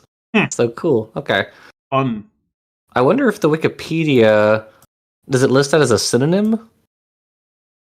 It sure does. It does list Kenyanthropus as rudolfensis as a synonym. Cameron, 2003. Okay, so maybe that was an argument at one point, but it sure isn't anymore. Okay. So. Well, at that point, I think it would have just been a proposed second species in Kenyanthropus, and rather than actually thinking that Homo rudolfensis was better designated as Kenyanthropus rudolfensis, because that seems absolutely insane that those two would be in the same genus, and like, because Homo rudolfensis is considerably more derived than even anything in Australopithecus, which is itself more derived than Kenyanthropus. So, yeah, at best, I could see that someone was arguing that there maybe was a second species of Kenyanthropus, or maybe people were arguing that Homo rudolfensis should have had its own generic designation as Kenyanthropus before the actual Kenyanthropus was discovered. Wow. And then that never caught on, making it an available name. Those are the only two options I can plausibly see. Yeah, that's weird. I don't know. This was maybe some like weird like niche thing he's pulling from for that. I don't know. Yeah, I don't know. Cro-Magnon is now considered human. Neanderthals are considered always human. Was. That's the thing. Neanderthals are considered human. It depends on what you mean by human, dude. Like, I was saying for Cro-Magnon. Well, no, he said Neanderthals are considered humans. I thought he said that also for Cro-Magnon. Well, he said, yeah, he did for both. With Cro-Magnon, I'm not going to like dispute it, right? Because they're the same species as modern humans. They're not even archaic. Yeah. So fair enough. But when it comes to Neanderthals, it's like, what do you mean? Do you mean like member of genus Homo? Then sure. Do you mean like would be recognizably a person if you met them on the street? Then probably. If you mean like member of Homo sapiens, then no. And then of course, if you want to call it a person, we have to get into things like what does it mean to be a person? Right? Are all Homo sapiens persons? Is Homo sapien and person coextensive? Can there be non-human persons? Or can there more specifically be non-Homo sapiens persons? Like, if Star Trek were real and you met, like, a Bolian or a Vulcan, would that be a person? Would it be murder to kill that entity? I would argue, yeah, probably. Like, if Star Trek were real and you killed a Vulcan, sounds like murder to me. So, like, there's a lot of conflation of terms, and they're not being well defined. So I can't disagree or agree, because I don't know what he means when he says Neanderthals are just people. Mm-hmm. Like, if I were transported back in time, grabbed a Neanderthal and took him to modern day, and then someone killed that Neanderthal, I would probably consider that to be murder. Because I would probably consider Neanderthals to have personhood. But would that be the same if someone did the same with, like, I don't know, a member of, like, Auroran Tugenensis? Probably not. I mean, I wouldn't be okay with it, just the same as I'm not okay with just people, killing other apes. But, like, would it rise to the same level? I don't think so. So, like, are they people? I would argue, yeah, probably they were. Are they humans? I don't know. It depends. And it's very frustrating that I don't even know what his argument is. Because he hasn't told us what he means by a human. Now, we know in the abstract that he means, like, a descendant of Adam and Eve. But that's the thing, is I don't know how to assess that claim, because for one thing, Adam and Eve are not real characters that we can point to historically. And two, I don't know how to judge whether or not that's the case for an organism, because I've never been given criteria for what you have to be a descendant of Adam and Eve. So the whole thing is just doesn't mean anything, right? Just noise and fury, signifying nothing. Stop making me make allusions to Shakespeare. I think that Homo rudolfensis is probably considered human also. I'm not sure about that one, though. But Well, now he's switched to Homo rudolfensis. Yeah, dude, What is going on here? I don't know. Savage Free Yiddish Cobra for $5 says, a new hominin has been detected on grainy iPhoto footage. It has been tentatively named Homo lyingizaphosensis. Yes. it isn't even on the chart anymore. Next. I mean, neither are a whole bunch of other hominin species, but, like, okay, it's not an exhaustive chart, my dude. Yeah. Like, this is a chart that you got from something like National Geographic. I don't remember, but it wasn't, like, a peer-reviewed paper. Right. It's a very incomplete chart.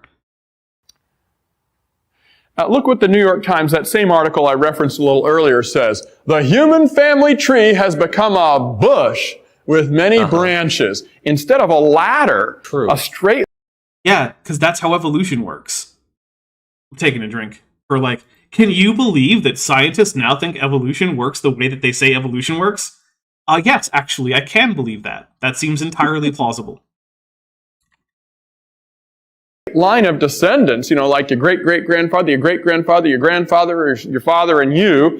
It's this bushy, problematic picture that you just saw. Just like you might have cousins. Oh my goodness. Caden Slinker says, what's with Alaska? Yeah, we never figured that out. There's just an Alaska there for some reason. I'm not even sure it's supposed to be part of the same image. From just this year in 2007, and here in June of 2007, the New York Times is just saying, well, it's really getting more complicated. Wow. Just like real life. I'm taking another drink. Like, can you believe that biology is complicated? I don't know. Have you ever taken a biology course? Of course I can believe that. Oh, man. Evolution isn't true if evolution is complicated. That's basically the argument here. Sorry, but real life is complicated, and evolution is a thing that happens in real life. Therefore, we expect it to be complicated. Which, isn't it funny because they also make the argument that, like, life is too complicated to have been the result of evolution? Yeah. So now it's also evolution is too complicated? Yeah. I don't even know, man. And, when you are believing a lie, or... I'm sorry, I just have to take a second. Okay. Nope, I've composed myself. We'll continue on.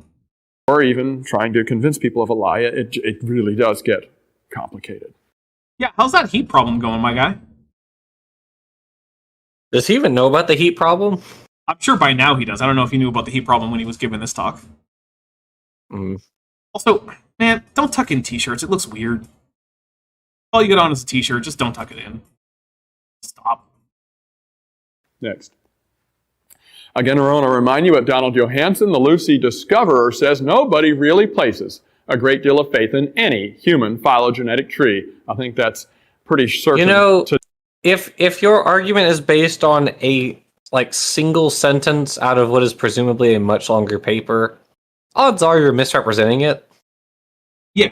I don't know. Well, and the thing is, when he says that, he means that of the various myriad ways that we could draw the family tree of hominins, right? It's not clear exactly where everyone goes, and so no one of them should be given super high confidence, which is true. But that is different from saying, therefore, no tree is correct, and it is impossible for any tree to be correct. Mm-hmm. That's a completely different statement, right? It's kind of like, let's say I drove to meet Jackson out there in that ridiculous swampy hellhole he lives in. Okay. There's just thousands of different ways that I could get there, different side streets I could take, shortcuts I could take, places I could stop for food and rest and gas. And the fact that this is the case doesn't negate the idea that I made the journey, right?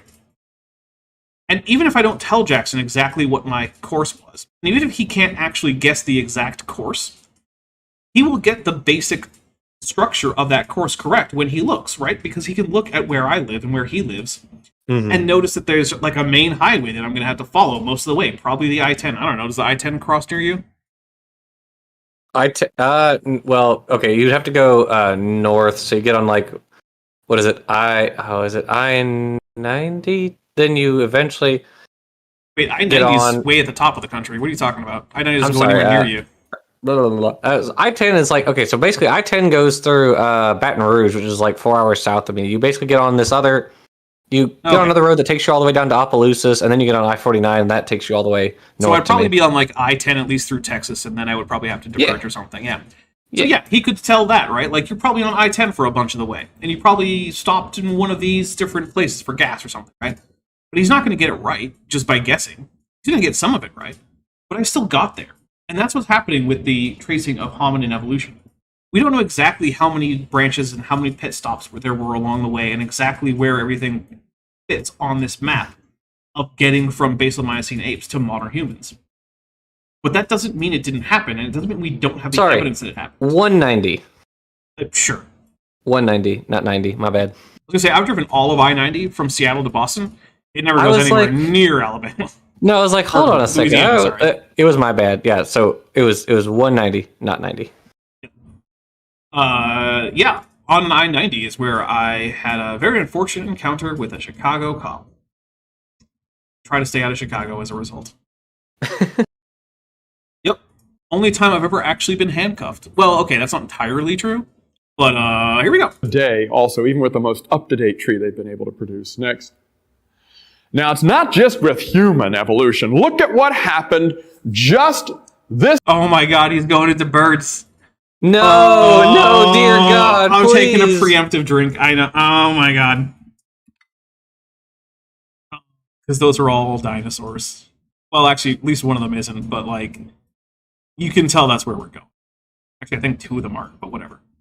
July of 2007, they found in the same layer dinosaurs and the little reptiles that dinosaurs were supposed to have evolved from.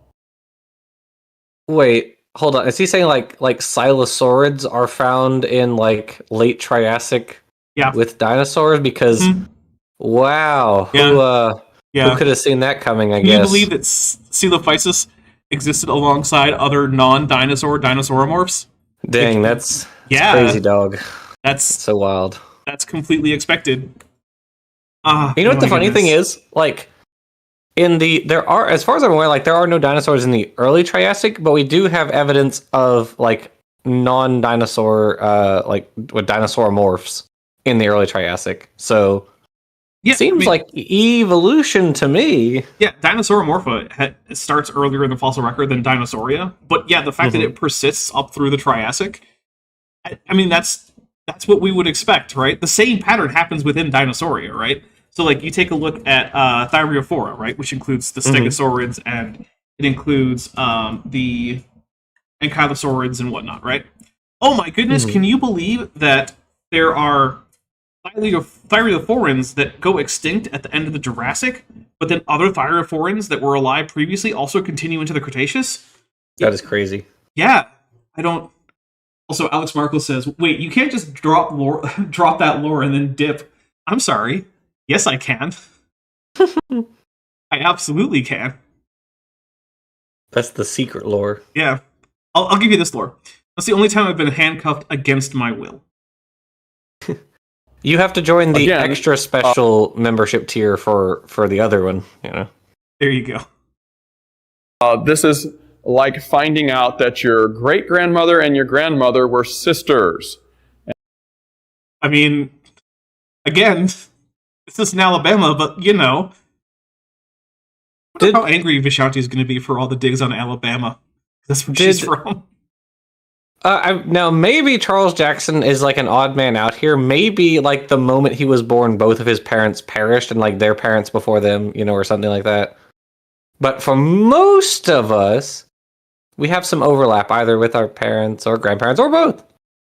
You know, because that's typically how living things work. Mm.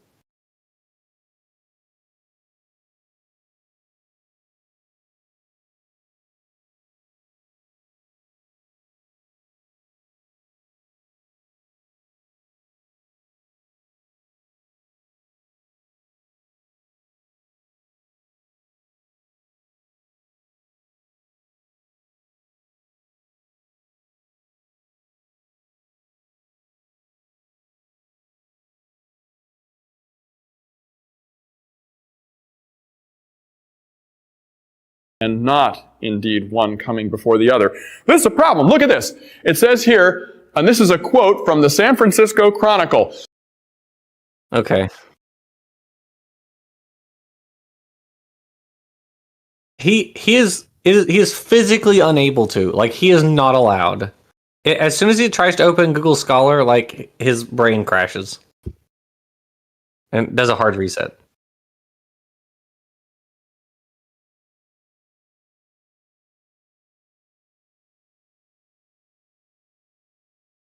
Oh, my audio cut. Oh, well, there's another Dapper's professional.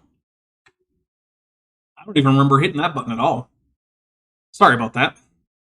Until now, many scientists have argued that the early close relatives of dinosaurs must have disappeared abruptly in an early mass extinction. I've never heard anyone argue that. I have also never heard anyone argue that. I mean, if you mean that for the end of the Triassic, when did the Triassic end? 200 million years ago, thereabouts. It's like 201 million years ago. Yeah, 201. So this is after the Triassic, so that's going to be after like Plesiosaurus and Coelophysis and whatnot. Those are true dinosaurs. So, I mean, what that sounds like to me is they're just saying at the end of the Triassic, the non-dinosaur dinosauromorphs died out, which, yeah, that's still true.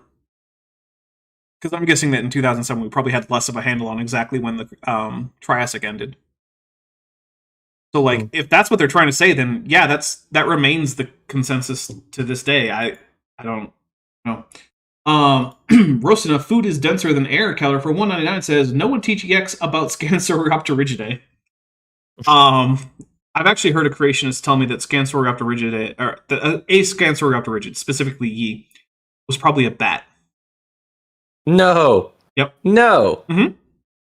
Yep. Well, that's, you know, it's not as bad. I mean, I guess that is equally as bad as when Raw Matt said, or Uncooked Matthew, referred to Psittacosaurus as a parrot. Mm-hmm. Yep. Not even that it's like, I guess just it's ancestral to parrots, which, by the way, it's not, like, not anywhere close. His analysis or his assessment of that was based entirely on like just the skull, which I don't know if he's ever seen a parrot skull. Only the beak is even vaguely parrot-like. Yeah. Yeah. Also, by the way, that creationist who said that Yi was probably just a bat, Harry F. Sanders III. In a now deleted video that actually he deleted long before he nuked his entire channel. By the way, in case you're wondering, Harry F. Sanders III is probably the creationist that is currently actually writing creationist material, who is most likely to be a mass shooter. If you've seen any of his Rumble content, holy crap. Yeah. Well, Yeah. Mm-hmm. Got big time mass murder vibes. Yep. Yeah. So if you ever see a guy with a like weird short but not actually shaved buzz cut and his top button done, and he's talking about how where are all the real men and ecology just proves evolution, I don't know, maybe leave that building. Just leave. Call that Noah's flood. Okay, about 215 million years ago, which I'll call 4,356 years ago. No, just drink. I love how he can just like pretend. Like sometimes, Dapper, I wonder what it must be like to be in his brain, you know, or the space between his ears, I guess, and just like just kind of see how it works.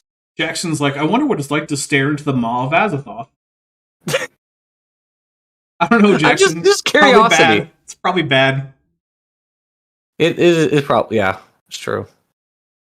That was never clearly explained. Well, it was explained when Moses wrote it down. Okay, No, okay, look, there is no creationist I'm aware of who thinks... Actually, I guess that's not true. There was one creationist who one time wrote a little paper in one of, like, the little fake journals saying, like, what if the end of the flood is actually, like, the end of the Paleozoic? But anyway, other than that one guy who wrote that one paper that, as far as I know, has made no waves whatsoever in young Earth creationism, I don't know of any creationists who think that the Triassic is where the flood boundary is, or even close to it. Everyone thinks it's early to mid-flood, right? Like, everyone who's a young Earth creationist is like, yeah, the Triassic is early to mid-flood, if they take a position on it at all.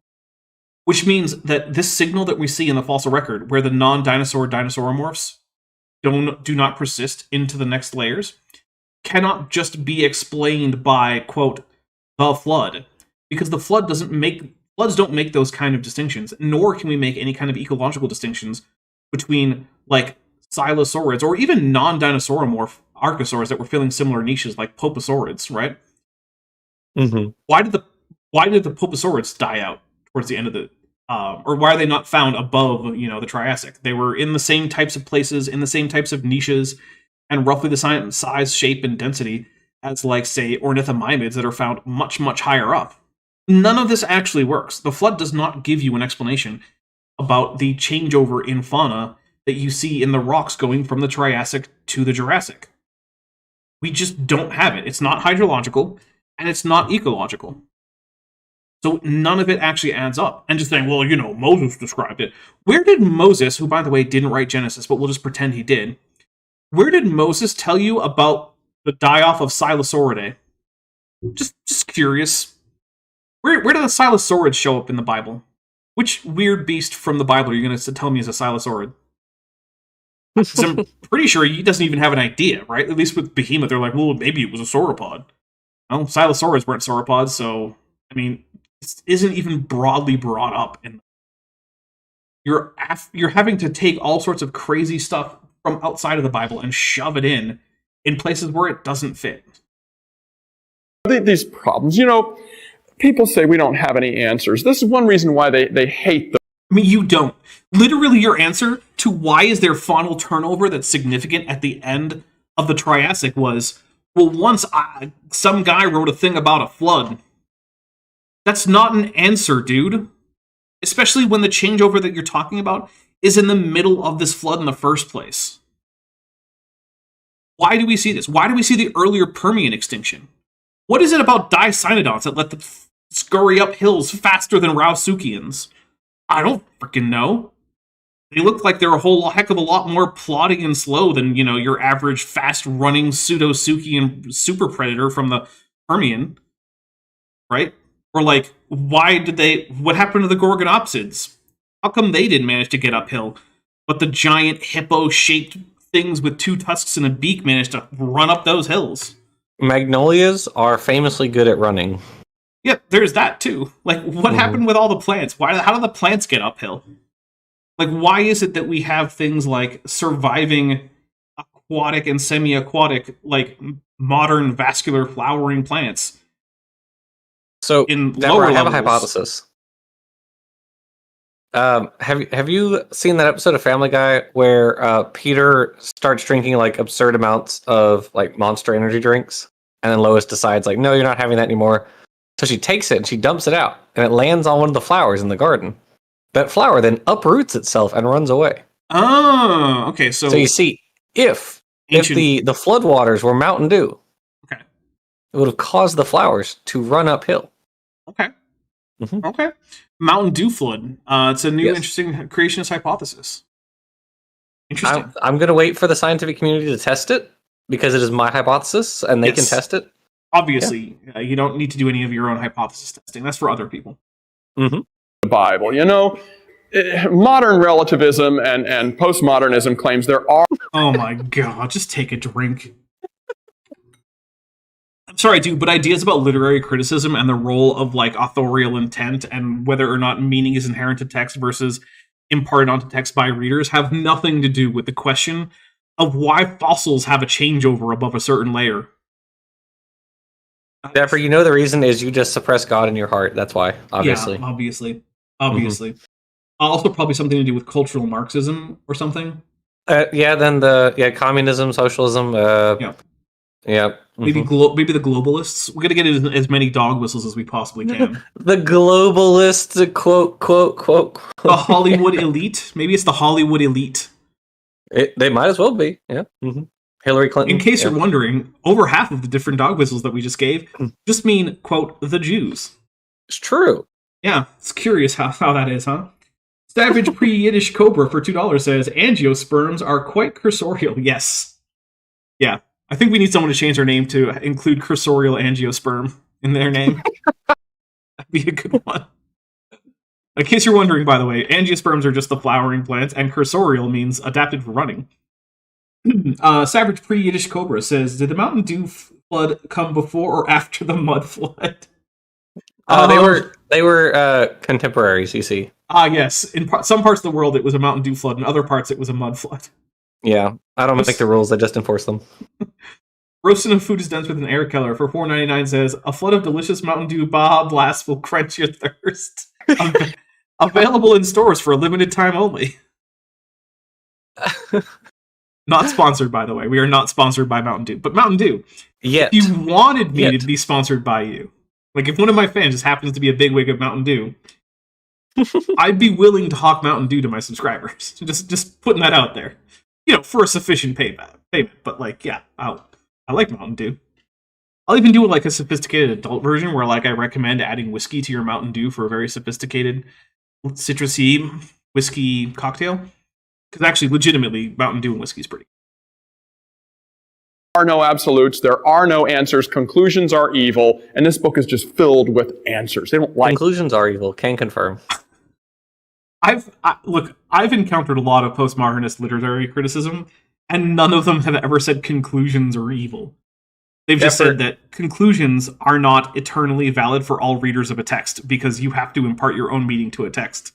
As was pointed out, a handful of minutes ago, when most people say, postmodern, they don't actually mean postmodern or likely even know what postmodernism is. They just mean the Jews. So you know what? You're probably right. They have never read anything.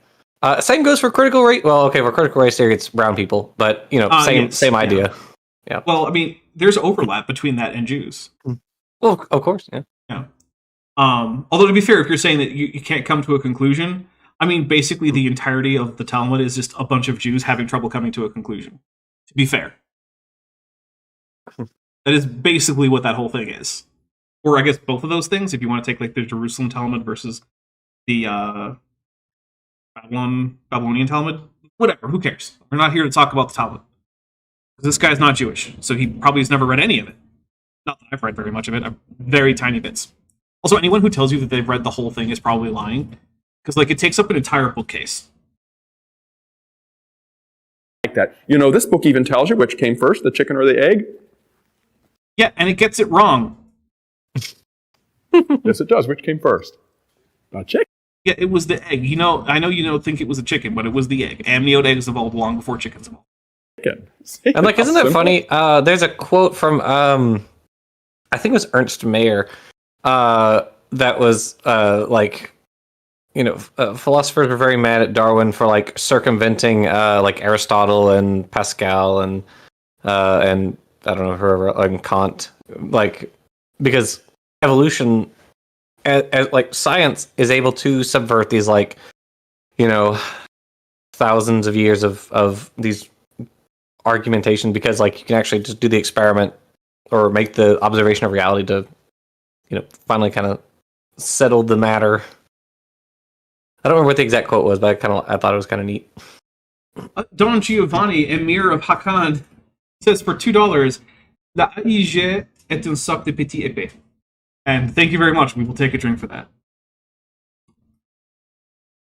Did I say petit épée? I probably should have said petit épée.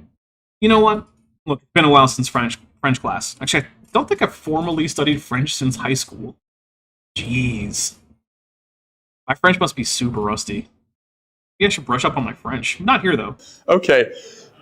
Next, I wrote a post about this little finding, and this.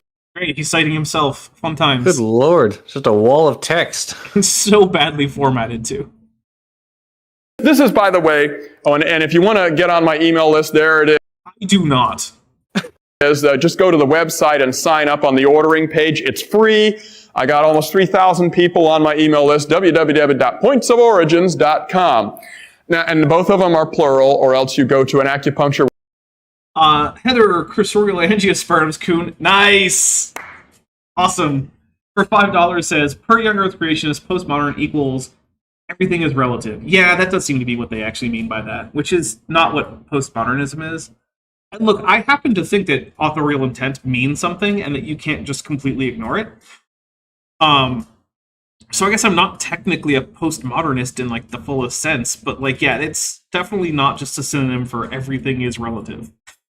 It's an acknowledgement of the fact that fundamentally the meaning that people get out of text is constructed by them, and that a lot of society is made up of things that we have simply decided in an aggregate way that that's just how things are, and there's no objective reality underpinning that. Those things are true, but that's not true for everything, right? You can't be a postmodernist about like Newtonian mechanics. That's just it just is what it is. There's no like social construction behind like momentum. And I'm not very we're not going to get into it right now, but I'm not very sympathetic to people who say that, oh, actually, yes, there is. Science is entirely socially constructed, because I'll grant you which things you study and what funding you give to which research are affected by socially constructed things. But like force equals mass times acceleration, it isn't. It's not gendered. It's not a social construct. It's just a mathematical description of what physically happens in the world. So, yeah. Anyway, here we go. Website. Or a travel agency. Okay, so get the two S's in there. Now, I reported on this. That was a joke that didn't land. I'm taking a drink. I mean, it did. I heard some laughter in there. But then he told another joke about the S's. He did tell a second joke. That's true. Okay. Didn't land. There's that quote we just read, but here's what I said about it. Now, why find missing link fossils with dinos? Doesn't this man have a PhD in education? Did he have it by this time? Yeah, and look at the formatting on this. It's like making me nauseated just to look at it. I have to look away. Oh my goodness, this is so ugly. Dude, what are you doing? Why are they randomly capitalized and some words are underlined and some of the other words, like some things are underlined, some things are italicized, some things are bolded. Some things are bolded and underlined. Some things are bolded, underlined, and italicized. Like, what is your scheme for formatting this, my guy? Oh my god. Also, suppose Ed has a dash for some reason.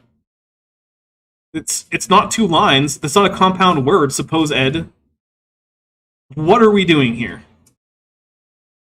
This might be the worst. This is much worse formatting than when Raw Matt had that paper that he pretended was published by PLOS ONE. This is worse formatting. Oh yeah. Like, guys, if your formatting is worse than raw mat, maybe you just need an entirely new career. Maybe writing in English is just not for you. Same as the two supposed human links in the same rock that we found this August of 2007.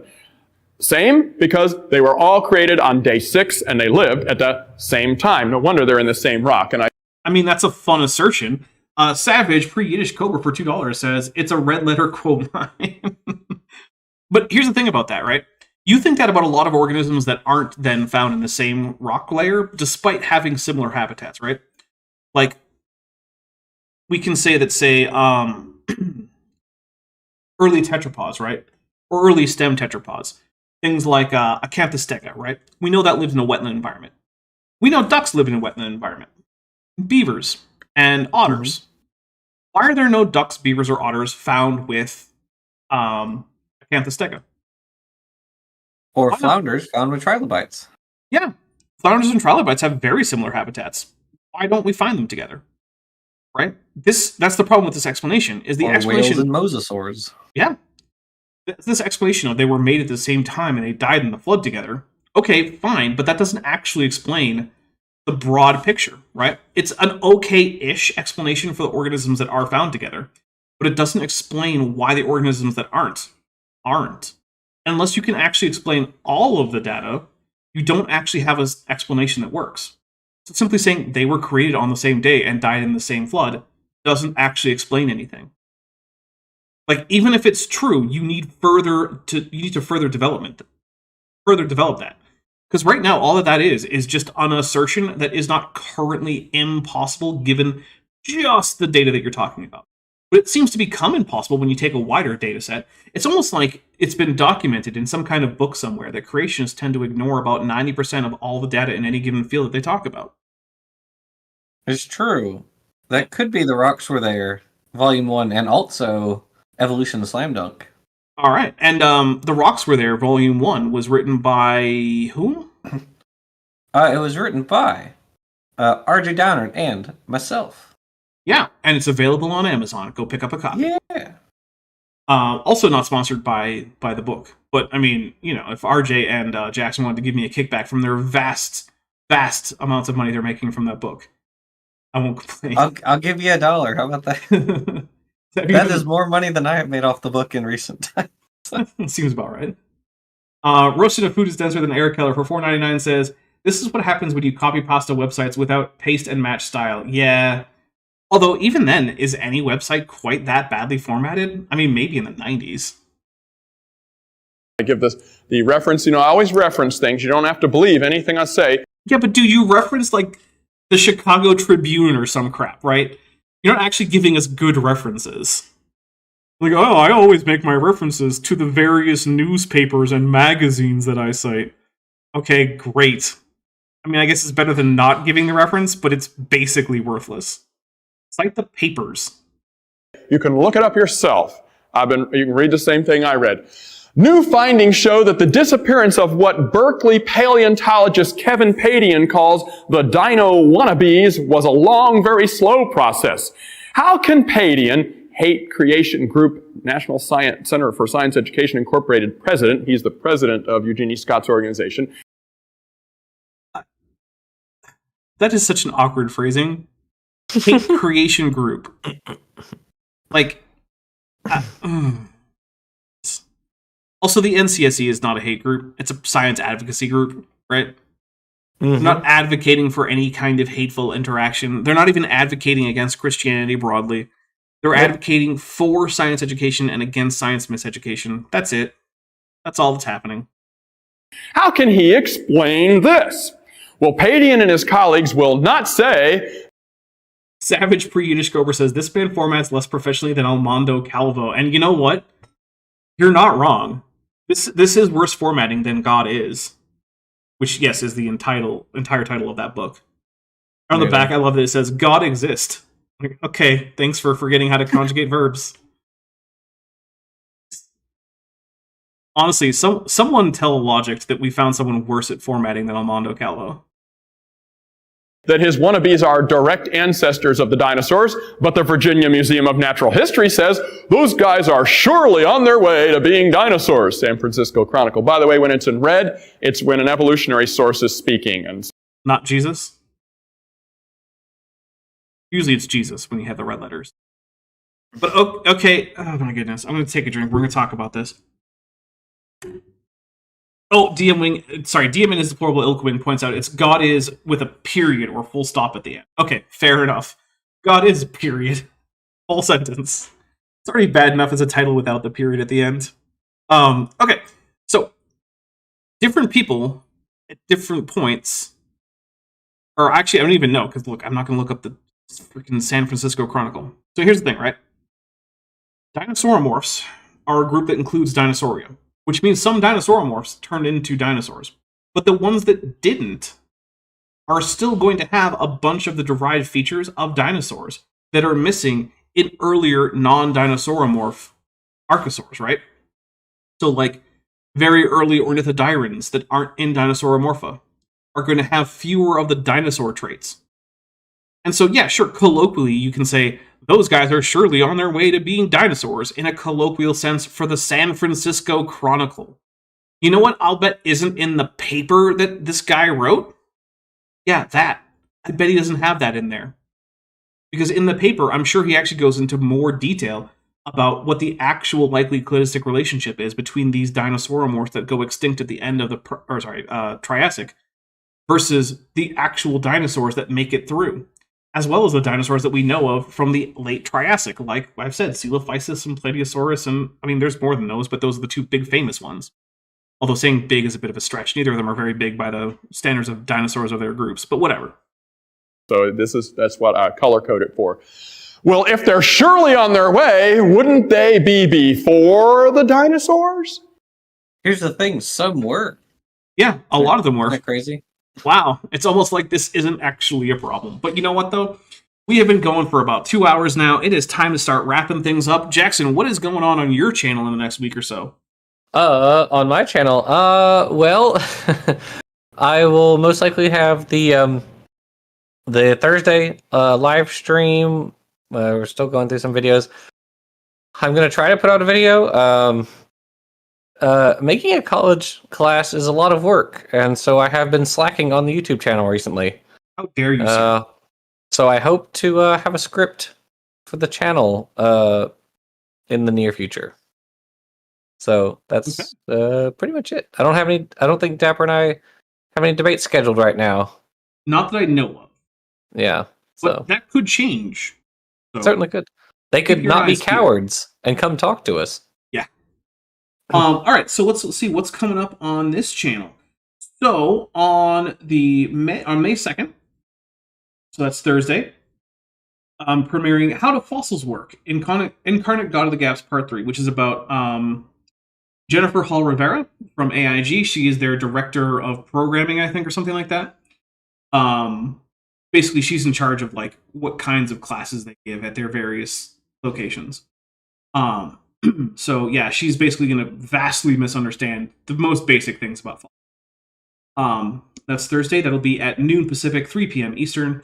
Then on Saturday, that'll be the 4th? Yeah, the 4th.